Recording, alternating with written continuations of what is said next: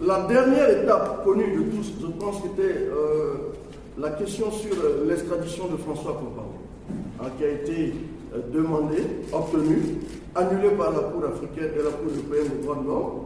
Nous en étions là quand nous avons fait notre dernière conférence de presse.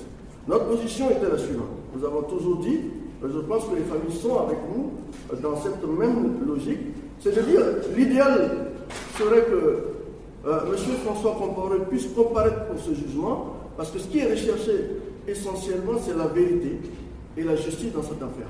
Ce n'est pas de la vengeance. Donc il aurait été bon qu'il puisse être là pour dire aussi sa part de vérité concernant cette affaire, puisqu'il est le principal suspect, celui dont le nom est constamment cité, avec son frère aîné, l'ancien président, dans l'assassinat de Norbert Zongo. Mais nous avons aussi ajouté que à l'impossible, nul n'est tenu. Même pas la justice ne peut pas être tenue de ce qu'elle ne peut pas faire. Si François Compaoré ne peut pas être extradé, il nous faut quand même à un moment donné prendre la responsabilité de juger cette affaire.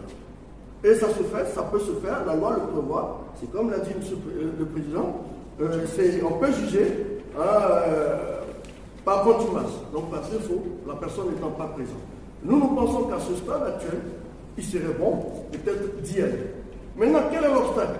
Je dois vous avouer qu'en tant qu'avocat des parties civiles, il nous est difficile, nous, de vous dire quel est l'obstacle. Parce que ce n'est pas nous qui détenons le dossier. Il y a un juge d'instruction qui l'a.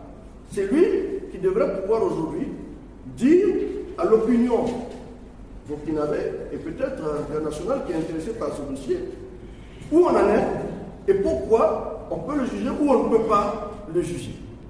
Parce que nous, on ferait un peu de la conjecture si on se mettait à dire pourquoi, quel est le blocage dans cette affaire. Nous pensions en tout cas que le défaut d'extradition de François Compaoré a pu faire traîner le jugement de cette affaire. Mais nous, notre souhait, et nous le réitérons, c'est qu'il serait bon qu'au plus tôt possible, cette affaire soit jugée. Avec ou sans François Compaoré.